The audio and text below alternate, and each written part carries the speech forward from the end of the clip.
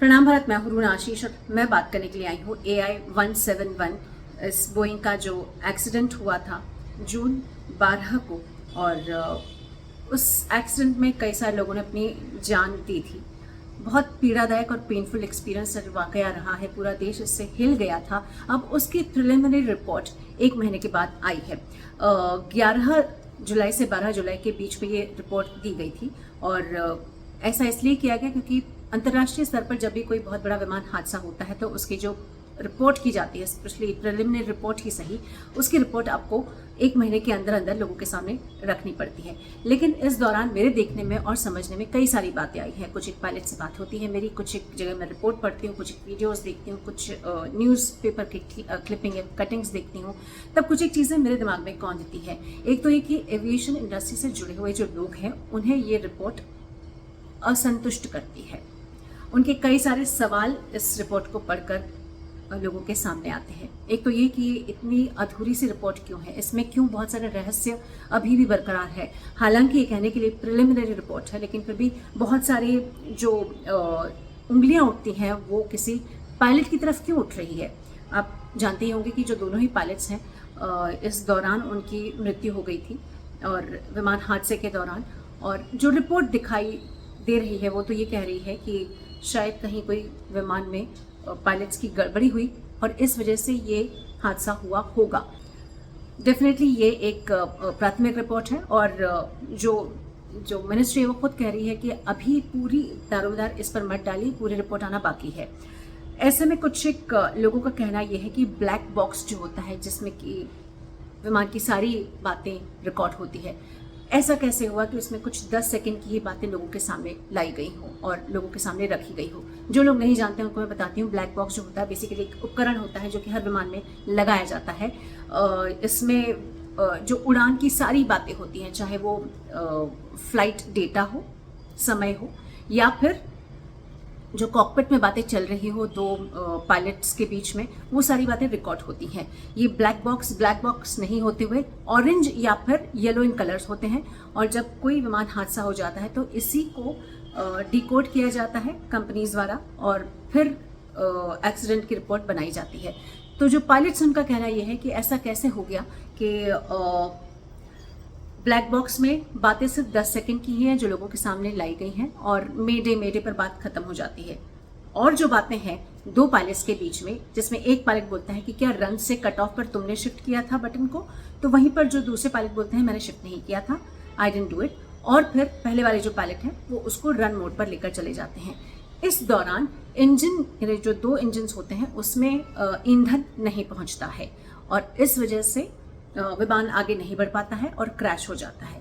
तो जिस तरीके से इंगित किया जा रहा है, जिस तरह से उंगली उठाई जा रही है, जिस तरीके से डायरेक्शन दी जा रही है, वो तो ये समझ में आती है कि जो पायलट्स हैं कहीं उनकी तरफ से कोई गड़बड़ तो नहीं हुई।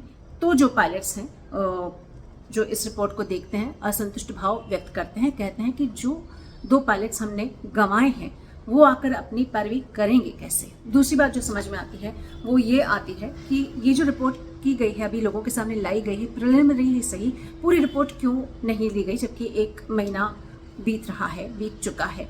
और इसमें जो टेक्निकल चीज़ें हैं या फिर विमान की तरफ से बातचीत है, ये जो रिपोर्ट बनाई गई है उसमें टेक्निकल व्यक्ति को इन्वॉल्व किया गया है। इसमें जो विमान बनाने वाली कंपनी है उसकी तरफ से लोग इन्वॉल्व हैं, लेकिन जो चालक दल होता है यानी कि जो पायलट है उसका कहीं कोई न वक्तव्य है, न उसका पॉइंट ऑफ व्यू है, न उसकी तरफ से जो एक सोच है वो इसमें सम्मिलित की गई है। यानी जो विमान बना रहे हैं वो बात कर रहे हैं, जो टेक्निकलिटीज देखते हैं वो बात कर रहे हैं, लेकिन जो प्रैक्टिकली विमान को उड़ाते हैं, वो भी भारतीय विमान को भारतीय एटमॉस्फेयर में इस पूरे वेदर को देखते हुए उड़ाते हैं, उनका कहीं कोई से ही नहीं है, उनका कहीं कोई बातचीत ही नहीं है, उनका कहीं कोई पॉइंट ऑफ व्यू रखा ही नहीं गया है।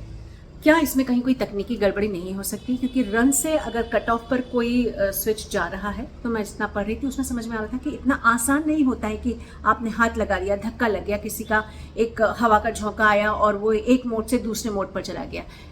इस नॉब को हिलाना इतना आसान नहीं होता, थोड़ी मेहनत लगती है। उसके आसपास के जो एक लूप बनाया जाता है ताकि किसी भी सिचुएशन में उसके ऊपर हाथ ना जाए या उसकी पूरी सुरक्षा हो सके।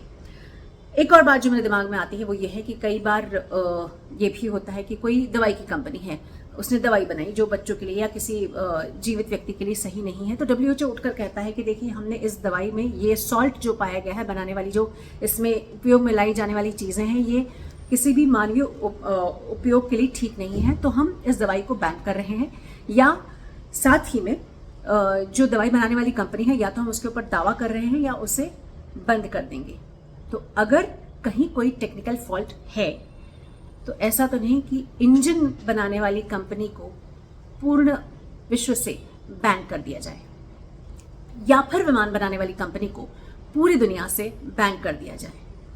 मतलब ह्यूमन एरर की तरफ आप अगर एक उंगली दिखा देते हैं तो विमान कंपनी भी बच जाती है और एक इंजन बनाने वाली कंपनी भी बच जाती है। और ये बात मैं फिर से कह रही हूँ, एक राष्ट्रभक्त होने के नाते ये दिमाग में मेरे आता है, एक जर्नलिस्ट होने के नाते दिमाग में मेरे आता है, क्योंकि ह्यूमन एरर के चांसेस इसमें बहुत कम नज़र आते हैं। एक और चीज़ मेरे दिमाग में आती है, वो ये आती है कि कुछ ही समय पहले की बात है जब एयर इंडिया को टाटा ग्रुप ने लिया था और टाटा ग्रुप चला रहा था। अगर भारत रत्न रतन टाटा जी इस दुनिया में होते तो क्या इस रिपोर्ट का रुख कुछ और होता, या उनके जैसा निर्भीक और साहसी इंडस्ट्रियलिस्ट खड़ा होकर बोलता, पूरी दुनिया को बताता कि तुम्हारी जैसी कंपनी ने मेरे देश और मेरे देशवासियों को दुखी किया, पीड़ा दी, इसलिए अब तुम्हारा और मेरा जो भी करार हुआ है, जो भी कॉन्ट्रैक्ट हुआ है, वो रद्द किया जाता है। आपको क्या लगता है, क्या आप मेरी सोच से राब्ता रखते हैं, या आपके पास इस बात का कोई जवाब है? जरा लिख कर बताइए। प्रणाम भारत, जय हिंद।